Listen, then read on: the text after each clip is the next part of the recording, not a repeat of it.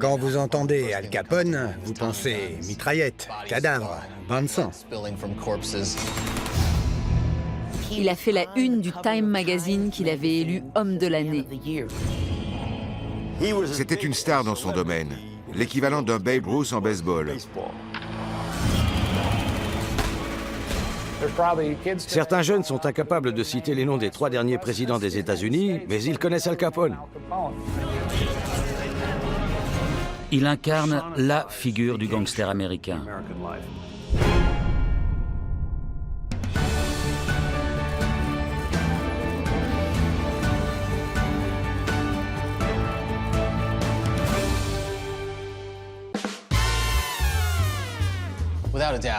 Al Capone est une icône qui incarne tout un pan de la culture américaine. C'est la success story d'un immigré qui avait certes la gâchette facile, mais qui est parti de rien pour atteindre les sommets. Je suis Deirdre Marie Capone. Al Capone était mon grand-oncle. Al Capone était-il un mafieux? Oui. Était-il un monstre? Non. J'ai fait ma carrière dans la police de Chicago, je dirigeais les enquêtes judiciaires, je viens des quartiers sud de la ville, et je connaissais le nom d'Al Capone avant de savoir marcher. C'était le plus célèbre de tous les gangsters. Tout le monde connaissait les légendes qui l'entouraient. Al Capone est le plus grand gangster de tous les temps. Je m'appelle Vince Gilligan, je suis le créateur de la série Breaking Bad. Aux États-Unis, on est fasciné par les anti-héros, les criminels et les gangsters. C'est quand même intéressant ce culte que nous vouons à des hors-la-loi comme Jesse James et Billy the Kid, dont les parcours hors du commun accèdent au rang de légende. Nous sommes en 1929. Louis Armstrong vient d'enregistrer West End Blues sur disque 78 tours. Le groupe NBC lance le premier réseau radiophonique qui couvre tout le pays. L'équipe de football américain de Notre-Dame perd son premier match en 25 ans. Et Al Capone est l'incontestable patron du crime dans sa ville de Chicago, comme dans l'ensemble des États-Unis. Et pourtant, cela ne lui suffit pas. On est le 14 février 1929 et à Chicago, c'est la journée de l'amour. Je suis Michael Green, professeur d'histoire à l'Université du Nevada. Sur Clark Street, à Chicago, il y a un entrepôt. C'est là que se rendent quelques membres du gang dirigés par Bugs Moran. Ils ont été rencardés sur un arrivage d'alcool clandestin. Sur place, ils sont accueillis par des hommes en uniforme de police. Arrivés en retard, Bugs Moran les aperçoit à temps et continue sa route. Les gangsters pensaient que les policiers étaient venus leur extorquer de l'argent, et ils n'étaient pas plus inquiets que ça. Les arrestations étaient souvent des mises en scène. La police montrait au public qu'elle faisait son boulot, et derrière, elle relâchait les gars. Je m'appelle Frank Calabrese Jr. Je suis né et j'ai grandi au sein d'un groupe mafieux de Chicago, le Chicago Outfit, qui a été créé par Al Capone et dont mon père a été un des chefs. Ce jour-là, donc, les gangsters n'ont pas compris. Ils se sont fait aligner le long du mur. Et là, les policiers ont ouvert le feu. Ils ont descendu les 7 hommes. Et ils sont repartis dans leur voiture. Qui était derrière ce massacre? Comme toujours avec la mafia, c'est difficile de le savoir. Certains pensent que c'était vraiment des officiers de police et non des mafieux déguisés. Et il y a la théorie selon laquelle Al Capone aurait tout orchestré. Al Capone était en Floride au moment du massacre, mais Bugs Moran a tout de suite affirmé que seul Al Capone tuait de cette manière. On ne saura jamais le fin mot de l'histoire. C'est le propre d'Al Capone de susciter des théories contradictoires.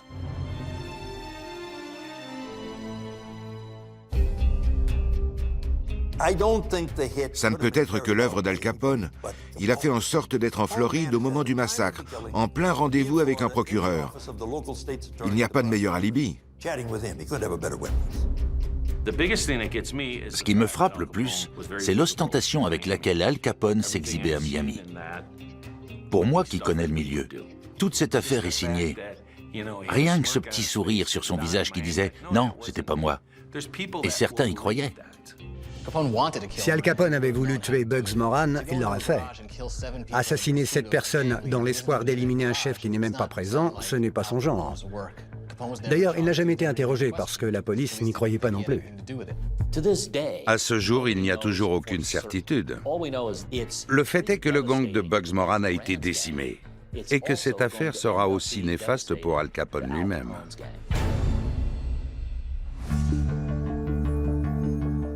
Le massacre de la Saint-Valentin marque un tournant dans l'histoire d'Al Capone. C'est une histoire qui, jusqu'à ce jour-là, est placée sous le signe du triomphe et de la gloire, et qui a commencé en Italie.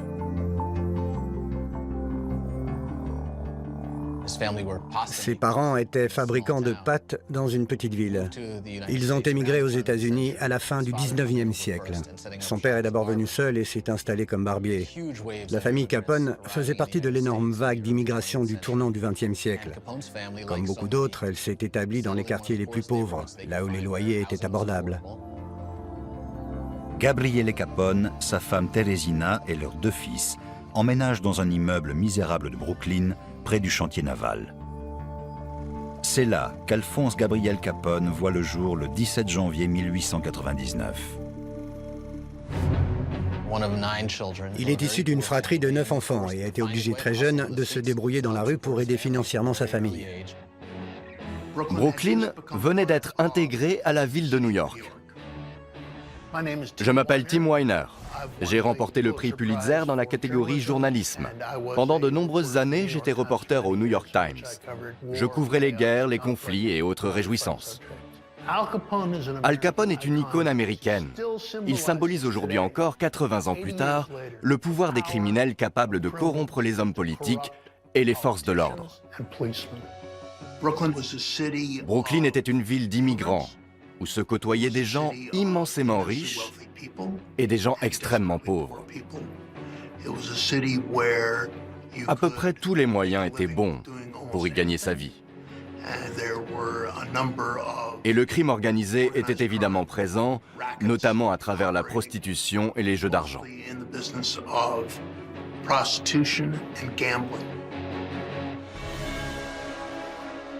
Les immigrés avaient beaucoup d'ambition. Certains sont tombés dans la délinquance parce qu'ils avaient fait l'école de la rue.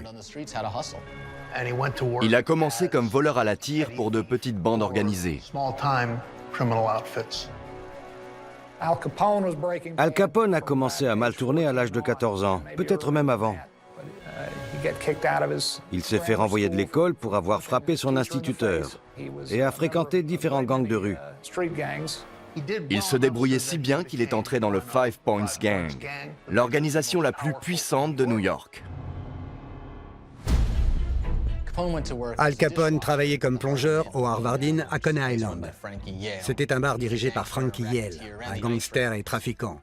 Il contrôlait le marché des blocs de glace. Pour pouvoir vendre de la glace à Brooklyn, il fallait verser une commission à Frankie. Sinon, on se retrouvait avec un pic à glace dans le dos ou le genou. C'était un homme très puissant. Il était assis dans un coin au Harvard Inn et les gens venaient le voir. Si vous vouliez faire tuer quelqu'un ou lui briser les jambes, c'est à Frankie qu'il fallait s'adresser. Al Capone côtoyait donc des personnages très influents. Pourtant, il n'était que plongeur. Puis, il est devenu barman, ce qui veut dire qu'il était intégré et qu'on appréciait. C'est au Harvard Inn qu'il s'est fait sa balafre, qui lui a valu le surnom de Scarface. C'était à une soirée. Il faisait le service au bar. Je m'appelle Scott F. Stoddart. Je suis professeur de cinéma et doyen du département de sciences humaines au Fashion Institute of Technology. Selon la rumeur, il avait repéré une femme qui lui plaisait. Il s'est glissé à côté d'elle et lui a chuchoté des choses fort désagréables à l'oreille. La fille a refusé ses avances, mais Al Capone a insisté, jusqu'à ce qu'elle aille se plaindre auprès de son frère. Le frère de la jeune femme est le mafieux Frank Galluccio. Quand on fréquente le Harvard Inn, mieux vaut savoir se défendre. Al Capone a voulu riposter et le type a sorti un couteau. Il visait la gorge, mais comme il était ivre, il a entaillé la joue d'Al Capone. Il a eu 2 petites cicatrices et une balafre très marquée sur la joue, depuis l'oreille jusqu'à la bouche. D'une certaine manière, ça a été bénéfique pour Al Capone, puisqu'il a hérité d'un surnom formidable, Scarface. Cela dit, il se tournait toujours de manière à ce qu'on ne voit pas la cicatrice. Al Capone prétendra avoir été blessé en France pendant la Première Guerre mondiale. Mais il n'a jamais fait l'armée. Et finalement, la balafre sur sa joue va devenir une partie intégrante du personnage et de son mythe. Un jour, alors que j'étais assise sur ses genoux, j'ai touché sa cicatrice et je lui ai demandé « Il te fait mal ton bobo ?» En 1919, l'ambitieux Al Capone est contraint de quitter New York. Il a fait une erreur. En frappant une personnalité influente de la pègre new-yorkaise, il s'est rendu indésirable.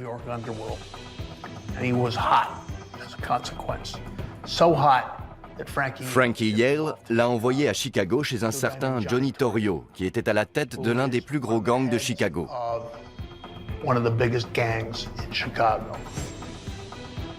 Al Capone n'aurait pu choisir meilleur moment pour son arrivée. Son ascension rapide va coïncider avec le début de la prohibition et l'apparition d'un marché noir très lucratif.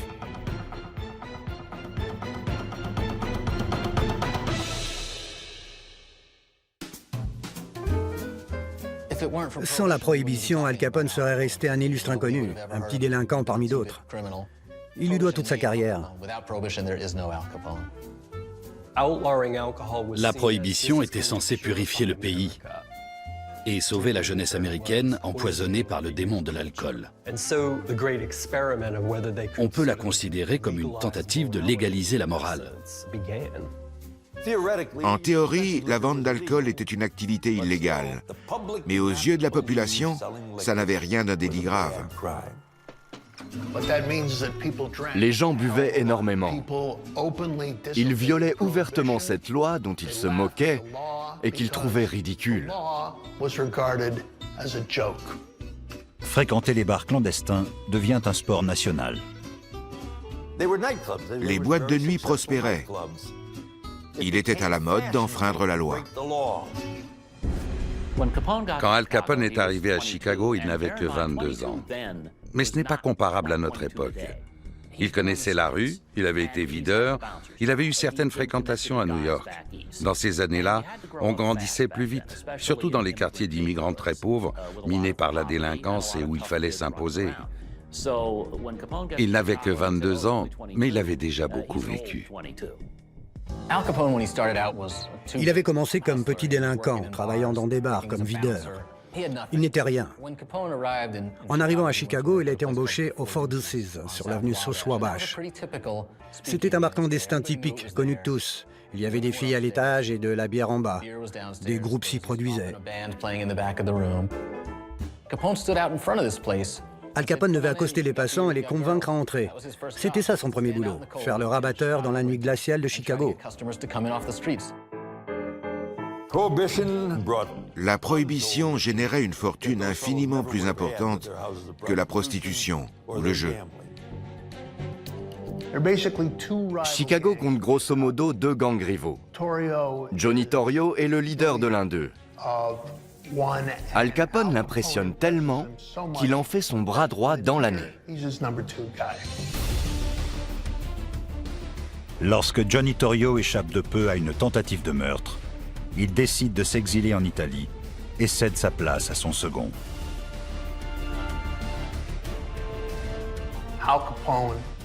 Al Capone devient l'unique chef de la pègre de Chicago. Alors que les affrontements liés à la prohibition agitent le pays, les histoires trépidantes des contrebandiers contre les forces de l'ordre font les choux gras de la presse. Les gangsters deviennent des légendes. Le développement de la radio, des actualités filmées et du cinéma donne naissance à la culture populaire, et le public a soif de nouvelles célébrités. Al Capone est plus que ravi de se retrouver sous le feu des projecteurs. Dans les années 1920, le public était en demande de stars et les journaux s'employaient à les fabriquer. Al Capone était la star du crime. Ses prédécesseurs évitaient généralement d'attirer l'attention sur eux. Lui, au contraire, aimait la médiatisation. On peut se demander comment il a pu devenir si célèbre. Le joueur de baseball Babe Ruth passait aux actualités et participait systématiquement aux finales de championnat. Lucky Lindbergh et Amelia Earhart devaient leur notoriété à leurs exploits. Al Capone était le plus grand gangster de Chicago, la capitale du meurtre, et il donnait des interviews. Il parlait beaucoup aux journalistes. On peut dire qu'il ne manquait pas d'audace. Il se vantait ouvertement d'avoir tel ou tel politicien dans sa poche. La presse se régalait de ses déclarations. Et elle a contribué à faire du gangster un personnage intrigant, voire adulé. Les tabloïds se développent et prospèrent grâce à des figures médiatiques comme Al Capone. Les tabloïds étaient beaucoup plus tapageurs que les journaux traditionnels. Ils étaient nouveaux et obligés d'attirer l'attention. Hollywood regorge de scandales qui sont traités comme des informations à part entière. Il y a l'acteur Roscoe Arbuckle, accusé d'un viol ayant entraîné la mort d'une femme. Il y a Gloria Swanson et ses mariages à répétition. C'est une aubaine pour les tabloïds qui sont friands de faits divers. Ils pratiquent un journalisme sans prétention et les gangsters leur fournissent une matière presque inépuisable. Les tabloïds font tout pour transformer les gangsters en stars. Ce n'est pas en parlant d'Einstein que vous allez vendre du papier. En revanche, tout le monde veut connaître la vie d'Al Capone. Al Capone sait qu'il fait un bon sujet et il sait qu'il est un bon client pour la presse.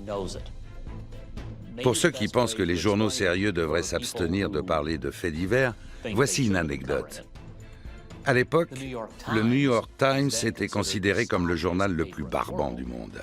Quand on a demandé à l'éditeur pourquoi il couvrait les procès pour meurtre, il a répondu « Quand les tabloïds en parlent, c'est du voyeurisme.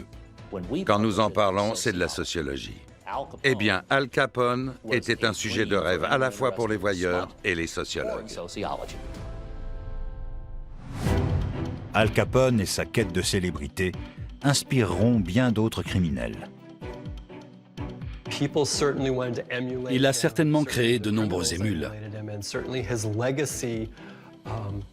Et son héritage reste omniprésent dans le cinéma américain et la culture populaire. La carrière d'Al Capone a servi de modèle aux générations suivantes. Il était devenu une célébrité. Je peux vous citer plusieurs noms de mafieux qui se sont inspirés de lui. John Gotti, par exemple, qu'on surnommait The Dapper Don, le parrain élégant. À Las Vegas, il y avait Frank Lefty Rosenthal. Originaire de Chicago, il dirigeait le Stardust et d'autres hôtels et casinos. Il écrivait pour des journaux et animait une émission de télé. Les criminels essaient généralement de faire profil bas. Ils ne se vantent pas de leurs activités. Capone voyait les choses autrement. Il était persuadé que les gens étaient de son côté.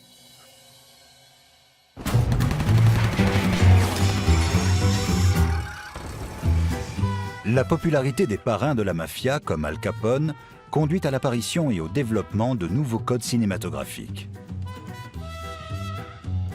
Le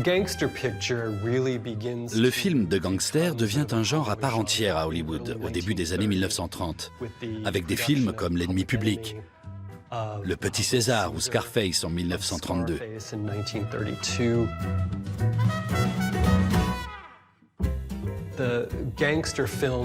Il entérine cette vague d'adulation autour du mythe de l'anti-héros. Les tenues des personnages sont inspirées de celles d'Al Capone.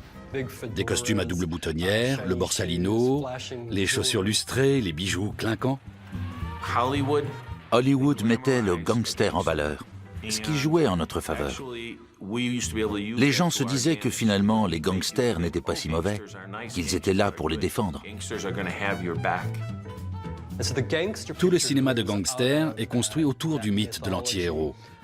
Cet homme qui essaie sincèrement de faire le bien mais qui n'y parvient pas et finit par se consacrer à une vie de criminel.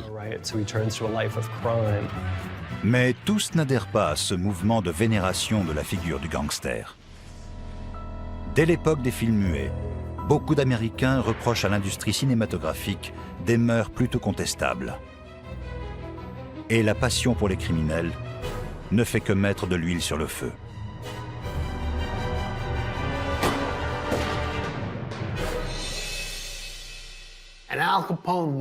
Al Capone est l'archétype du gangster. Dans les premiers films parlant de 1930, 1931 et 1932, le gangster est souvent le héros. En 1933, l'administration Roosevelt part en guerre contre la criminalité. Un code de censure, le code Hayes, est introduit à Hollywood. Il stipule notamment que le gangster doit forcément perdre. Il ne peut plus être le héros, ni même l'anti-héros. Ce rôle est désormais réservé aux forces de l'ordre. Le gangster ne peut plus triompher de quelque manière que ce soit. Il doit mourir. Le code Hayes restera en vigueur jusqu'à la fin des années 1960. Ensuite, le cinéma se remettra à élever le gangster au rang d'anti-héros. Qui n'a jamais vibré d'excitation devant une histoire de gangster, qu'elle soit fictive ou réelle? On a envie de les soutenir, même si ce n'est pas bien. C'est pour cette raison que le film de gangster fait toujours partie des piliers de la culture populaire. Cependant, Al Capone n'est pas une star de cinéma. Dans la vraie vie, il empoche des millions grâce à son empire criminel, tout en cherchant à se forger l'image d'un Robin des Bois des temps modernes. Il excellait dans l'art de se fabriquer une réputation. Il donnait à des œuvres de bienfaisance et aidait les pauvres. Je m'appelle Charles B. Strozier. Je suis professeur d'histoire et psychanalyste. Je ne pense pas qu'il y avait beaucoup de bonté dans le cœur d'Al Capone. On le considère comme celui qui, certes, se fait de l'argent grâce à l'alcool et d'autres substances illicites, mais qui en redistribue aussi une partie. Al Capone a toujours été préoccupé par son image. Il savait que le président Hoover voulait l'arrêter et lui faire endosser la responsabilité pour les problèmes de criminalité du pays. Il a donc lancé une contre-attaque en ouvrant une soupe populaire pour aider les gens pauvres et affamés. Il voulait montrer qu'il se souciait du sort des ouvriers. En public, Al Capone cultivait une image de Robin des Bois qui volait aux riches pour donner aux pauvres. Il ne faut pas trop s'emballer au sujet de cette soupe populaire et de la supposée philanthropie d'Al Capone. On ne sait même pas quelle somme d'argent il a investi dedans, ni combien de temps l'initiative a duré. Ça a certes suscité un bref moment d'attention de la part des médias, mais rien ne prouve que cette initiative ait perduré plusieurs mois. Et rien ne nous dit qu'Al Capone l'ait financée seul. À son apogée, il gagnait 100 millions de dollars par an. C'est énorme. Il pouvait se permettre de donner 2 millions à des associations caritatives pour se tailler une belle réputation.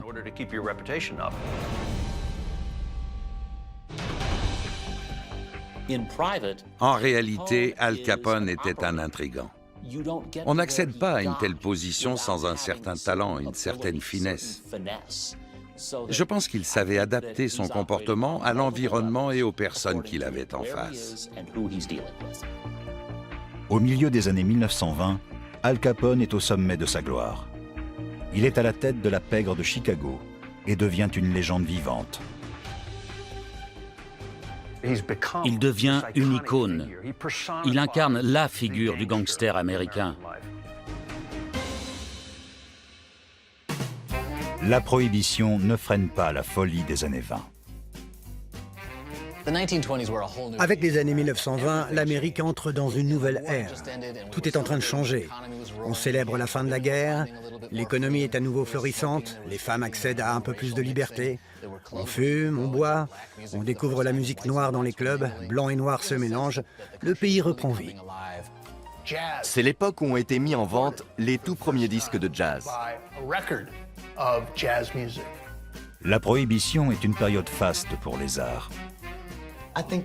C'est l'un des héritages les plus importants de la prohibition. Je m'appelle Cassandra Wilson, je suis musicienne. C'est mon père qui m'a parlé pour la première fois d'Al Capone. Il est né à Chicago en 1918 et a grandi pendant la prohibition.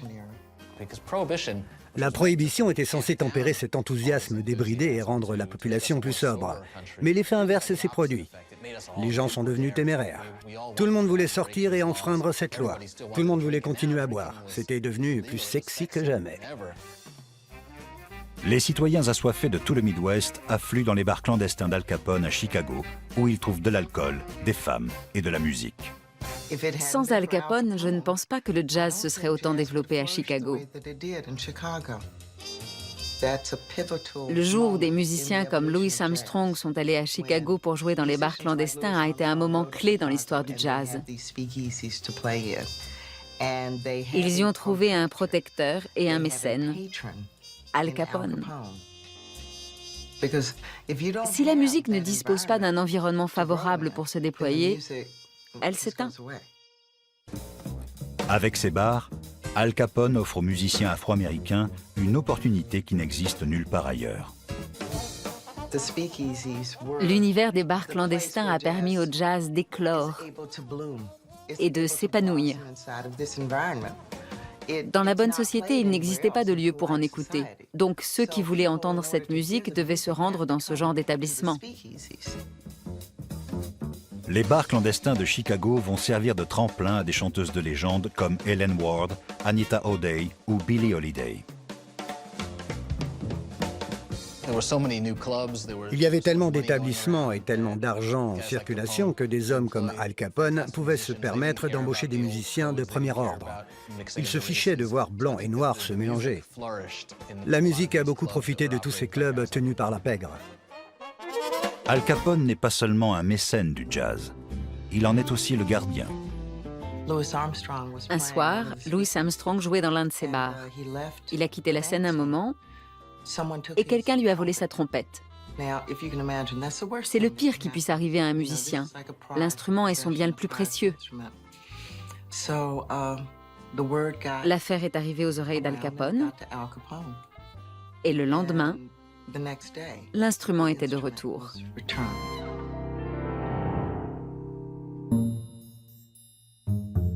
Al Capone a également marqué les esprits à travers son style vestimentaire. 70 ans après sa mort, il est toujours considéré comme le gangster le plus élégant de tous les temps. Al Capone dépensait sans compter. Il était toujours impeccable et achetait les vêtements les plus chers. Il se faisait faire des costumes sur mesure dans des couleurs improbables parce qu'il voulait qu'on le remarque. Il s'habillait de manière très calculée, très réfléchie. Vu sa taille, il avait une préférence pour les costumes à double boutonnière, qui allongeaient et affinaient sa silhouette. Il voulait s'habiller comme un banquier avec quelque chose en plus. Il n'essayait pas simplement de camoufler le fait qu'il était un criminel. Il faisait un véritable effort pour être perçu comme un homme d'affaires légitime. Le style extravagant d'Al Capone a largement imprégné la culture populaire.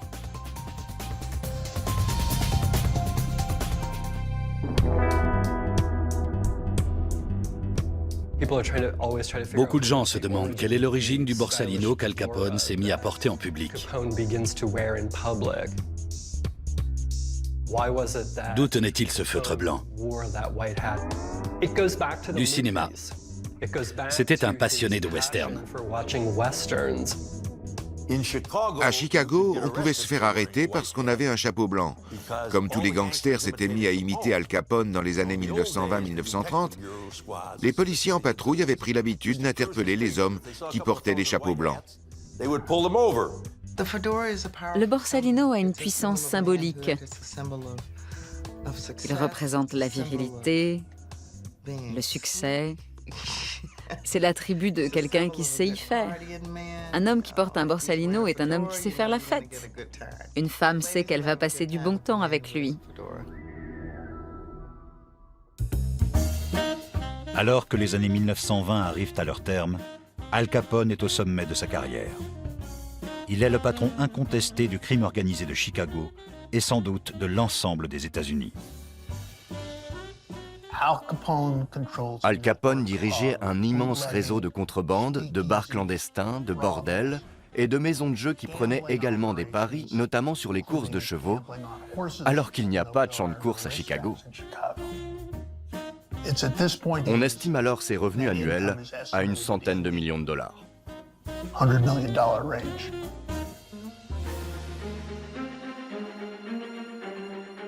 C'est l'histoire d'un self-made man qui a trouvé et exploité le bon filon. Il est devenu l'un des hommes les plus riches de Chicago et l'un des plus célèbres au monde. Al Capone est la star du crime aux États-Unis. Mais il fait fi de toute prudence et défie ouvertement la loi à la moindre occasion. Il devient négligent et son ego incontrôlable. Plus son empire grandissait, plus il prenait de l'assurance, et moins il avait peur des pouvoirs publics. À supposer qu'il n'en ait jamais eu peur. Mais les temps changent, et les années 1920 touchent à leur fin. Le monde d'Al Capone est lui aussi sur le point de basculer. Nous sommes le 14 février 1929. C'est la Saint-Valentin. Il est 10h30. Al Capone est en voyage à Miami. À Chicago, 7 mafieux finissent à la morgue.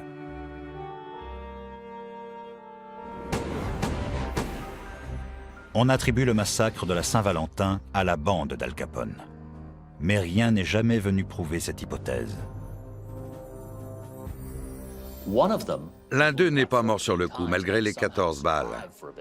Il s'appelait Frank Gusenberg, mais il n'a pas parlé. Dans la mafia, on garde le silence. Al Capone est peut-être innocent, mais l'affaire va profondément ternir son image. Les photos étaient violentes. Les victimes avaient été alignées dans cet entrepôt et sauvagement fusillées. Jamais avant ces photos, le citoyen lambda avait pu voir autant de sang et de cadavres d'un coup. Même les images de la guerre de sécession prises par Matthew Brady ne font pas cet effet. Le retentissement dans l'opinion publique a été considérable. Les gens étaient écœurés. Ils se sont finalement rendus compte que c'était mal, que l'Amérique, ça ne pouvait pas être ça. Al Capone n'a jamais été inquiété et il n'y a aucune preuve de son implication. Pourtant, il était considéré comme l'instigateur de ce crime. Et il symbolisait toute une époque et en a été tenu pour responsable par association. Une fois encore, Al Capone frappe l'imagination de la presse, mais d'une manière inhabituelle pour lui. Les milieux d'affaires de la ville en ont eu assez d'Al Capone parce qu'il nuisait à l'économie locale. Les entreprises refusaient de s'installer à Chicago et les touristes la délaissaient à cause de son image exécrable. Ils ont donc réfléchi à un moyen d'agir. Ils ont composé une liste d'ennemis publics et placé Al Capone en tête. Il était maintenant l'ennemi public numéro 1, l'homme le plus recherché de Chicago. La liste a fait les gros titres de la presse.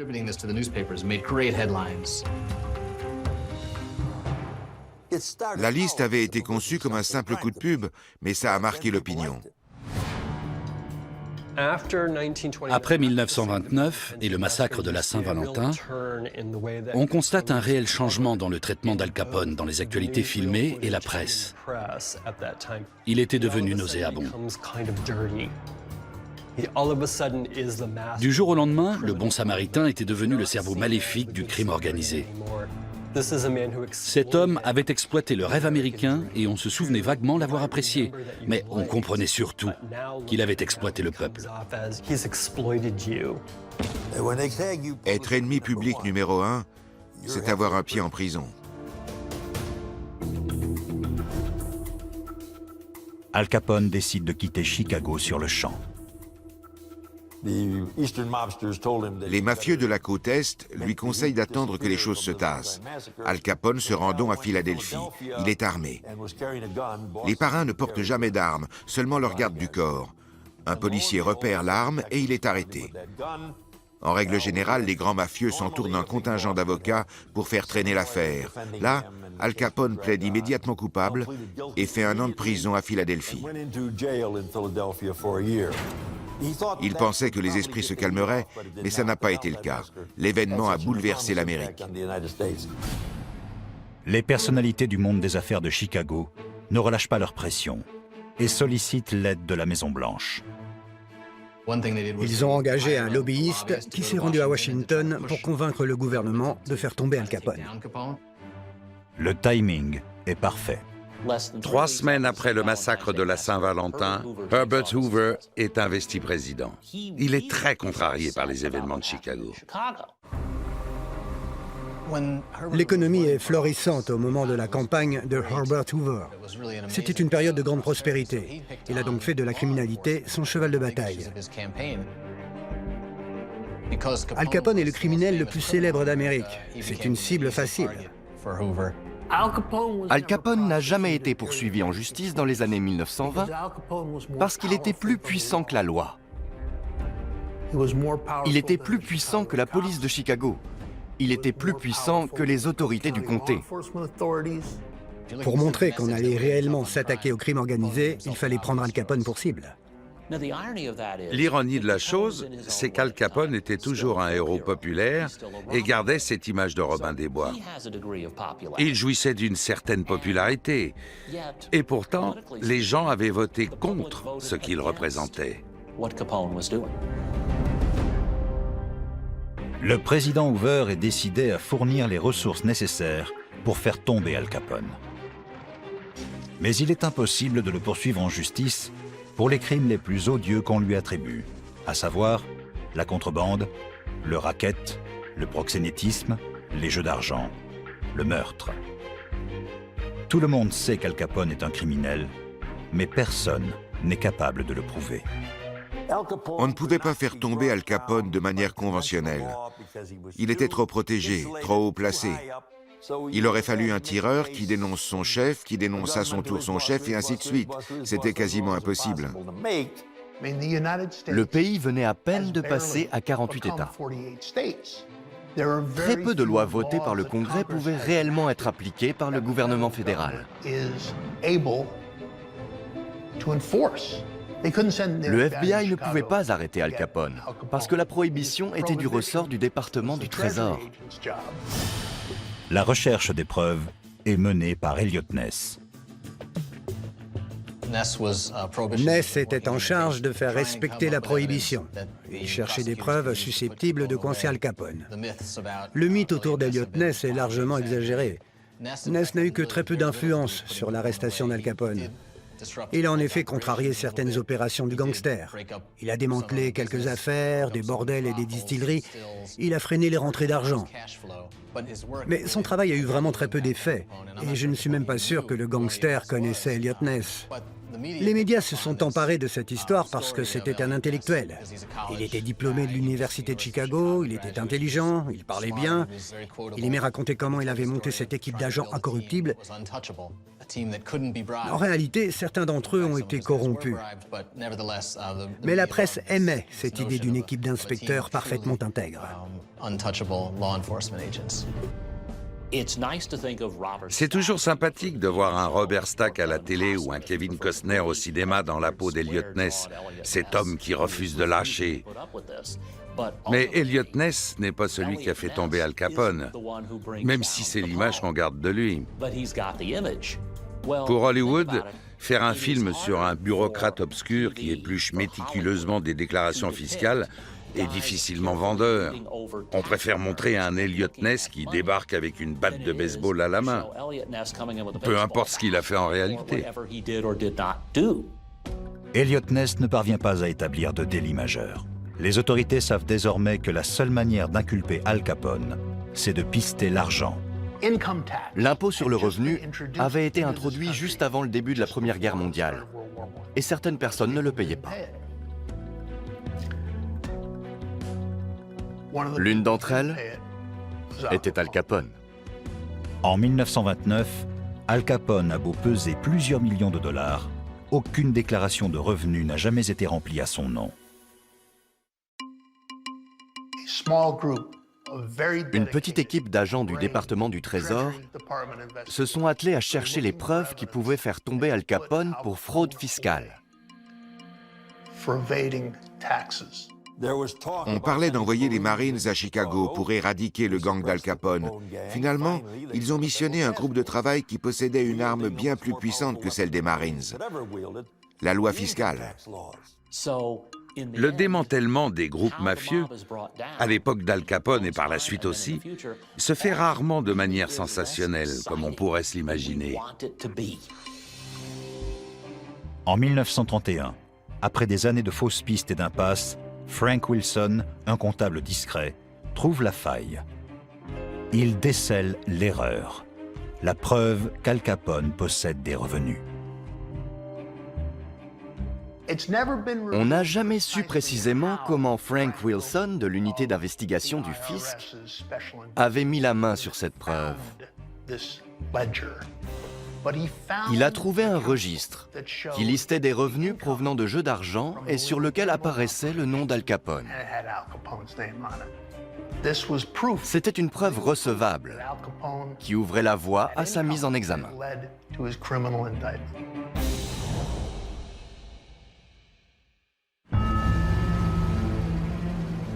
Ils ne parvenaient pas à l'inculper pour meurtre ou contrebande. Al Capone veillait à garder les mains propres. Il n'avait pas d'autre choix que de tenter le procès pour fraude fiscale, parce qu'il voulait absolument le mettre à l'ombre. Mais ça ne faisait pas l'unanimité. Dans des courriers internes du département de la justice que j'ai retrouvés, on s'interroge sur l'image de faiblesse que ça pouvait donner. Qu'allait penser l'opinion publique d'un État incapable de faire tomber autrement que pour fraude fiscale un gros bonnet qui admettait faire de la contrebande? Mais finalement, il a été décidé que l'essentiel était de l'incarcérer. Le 5 juin 1931, Alphonse Gabriel Capone est mis en examen pour fraude fiscale de 1925 à 1929. Le gouvernement l'accuse d'être redevable de plus de 215 000 $ d'arriérés, compte tenu de ses revenus provenant des jeux d'argent. Qui aurait cru qu'une déclaration fiscale allait faire tomber Al Capone? La population et la presse ne manquent pas de constater que l'inculpation ne mentionne aucun des grands crimes attribués à Al Capone. Pour le mafieux et son équipe d'avocats, l'affaire ressemble à une fragile tentative de déstabilisation, facile à tailler en pièces. Le gouvernement doit mener l'affaire avec beaucoup de prudence, non seulement parce qu'il s'agit du fisc, mais aussi parce qu'ils n'ont aucune preuve concernant les meurtres.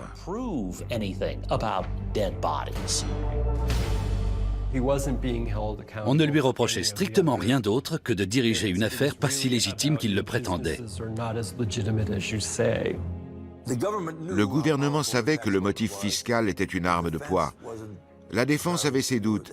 Elle s'attendait à une peine de 2 ans tout au plus. Al Capone pense qu'il peut se jouer du système, que s'il plaide coupable, il fera 1 an, peut-être 2. Bref, rien de bien méchant. Le juge fédéral, James Herbert Wilkerson, rejette le plaidé coupable. Logiquement, il ordonne un procès. Le procès d'Al Capone s'ouvre le matin du 5 octobre 1932 au tribunal fédéral à Chicago. Une fois les jurés sélectionnés, Al Capone a essayé de les soudoyer. Quand vous avez l'habitude de suborner des maires et des procureurs, vous êtes assez confiant dans l'achat d'un simple juré. Les fédéraux l'ont su. Ils avaient un espion dans le camp d'Al Capone. Le juge a changé de juré. Et un jury intègre s'est présenté. Le procès devient immédiatement un événement médiatique. Ce procès opposait l'ensemble des États-Unis à un mafieux. Il faut savoir que dans les années 1920, les procès étaient vraiment exceptionnels. Il y avait eu l'affaire Scopes en 1924 qui, pour la première fois, avait attiré un réel intérêt de la part de la presse.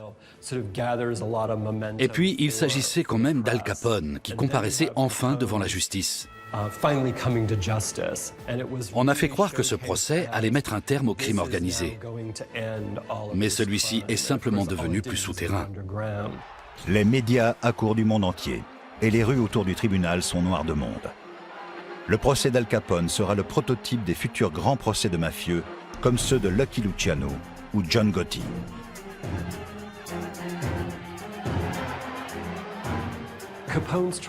C'était un cirque médiatique incroyable.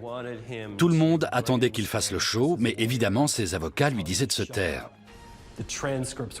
Les transcriptions étaient publiées quotidiennement dans la presse. L'image d'Al Capone est en miettes. Aux yeux des ouvriers, il n'est plus l'un des leurs, à savoir un citoyen lambda qui se bat pour obtenir sa part de rêve américain. Quand Al Capone a commencé à avoir des ennuis avec le fisc, son style de vie dépensier n'avait plus autant d'allure que dans les années 1920, quand l'économie était florissante.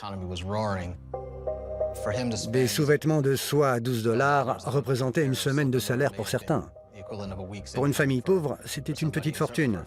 Ils avaient à manger pour un mois avec ce qu'Al Capone donnait pour ses chaussettes.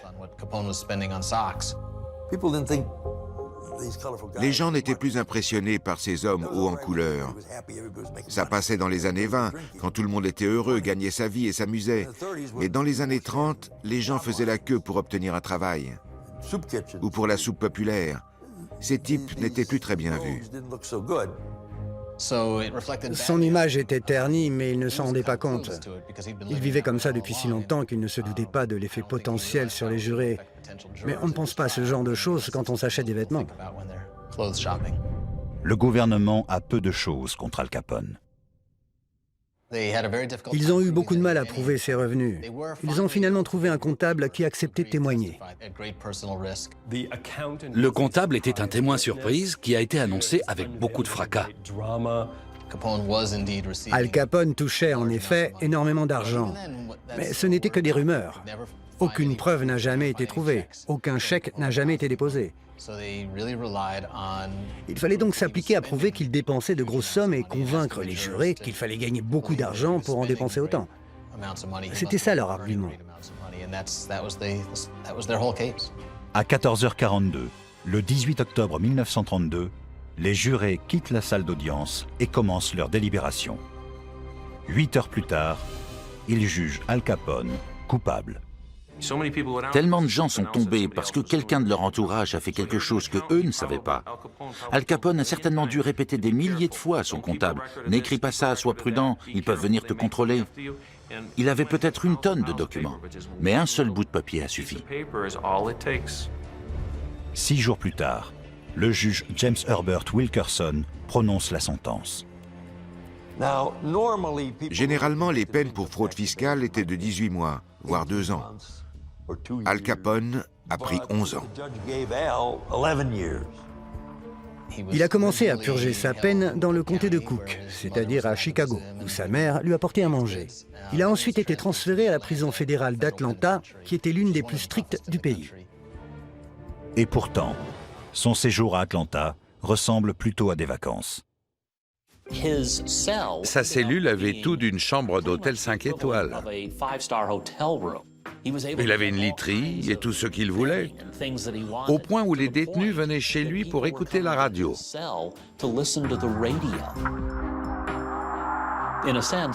Son emprisonnement se passait trop bien, tellement bien que les autorités ne pouvaient plus le tolérer.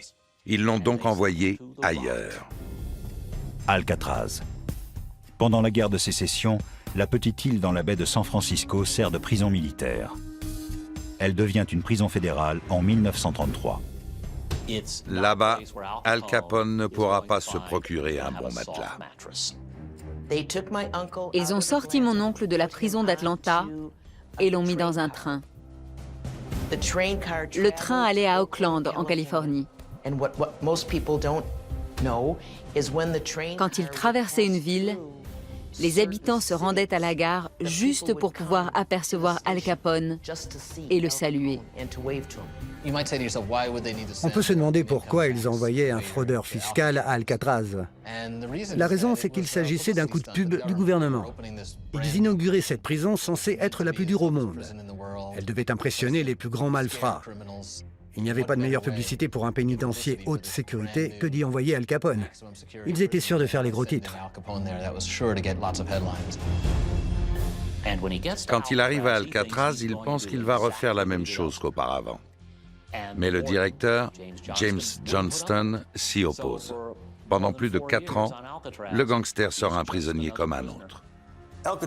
Alcatraz a sûrement été éprouvant. Ça l'était pour tout le monde. On y envoyait les prisonniers les plus dangereux. Le séjour d'Al Capone va devenir encore plus difficile. Al Capone avait probablement attrapé la syphilis quand il était adolescent. Il ne s'est jamais soigné. Il aurait pu parce qu'il existait un traitement qui pouvait enrayer la maladie. La syphilis peut conduire à la démence quand elle atteint le cerveau. Une fois le diagnostic établi, il est transféré à l'hôpital de la prison.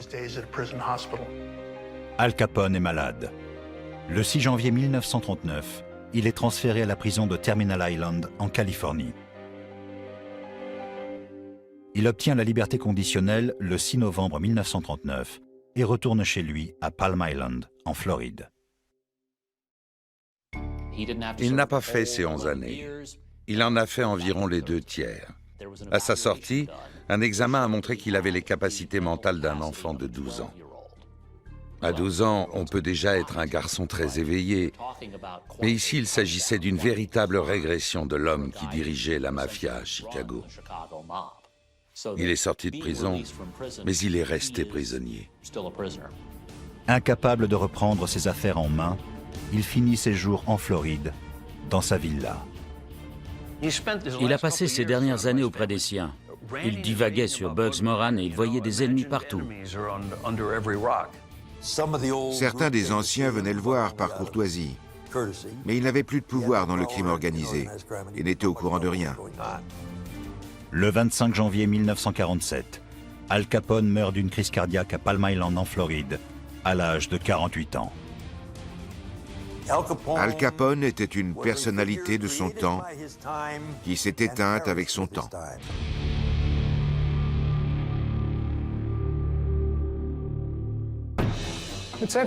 C'est intéressant de voir comment Al Capone a résisté à l'épreuve du temps.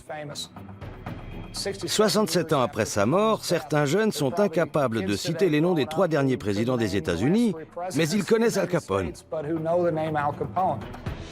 C'est étrange ce phénomène de vénération des grands criminels. On s'en souvient encore des années après leur disparition. Aux États-Unis, on a une fascination pour Al Capone. Des pizzerias et des sauces portent son nom. Ce pays s'est beaucoup façonné à son image.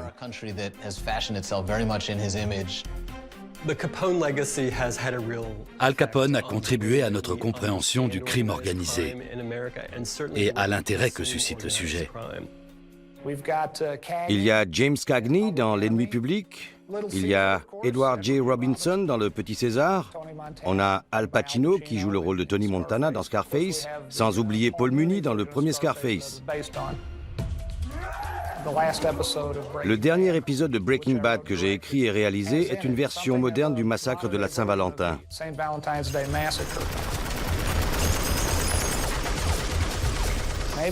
Peut-être que quelque part, je cherchais à reproduire ce bout d'histoire. On continuera à faire des films là-dessus. Le phénomène ira en s'amplifiant et ne disparaîtra jamais. C'est une page de l'histoire de Chicago et de notre pays qui ne s'oubliera pas. C'est comme une légende populaire qui prend chaque jour un peu plus d'importance. Al Capone ne devrait pas être idolâtré, mais son histoire mérite d'être étudiée afin de comprendre comment il a influencé notre culture.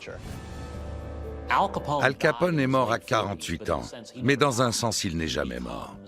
Il est devenu une figure culturelle majeure qui génère des livres, des émissions, des films.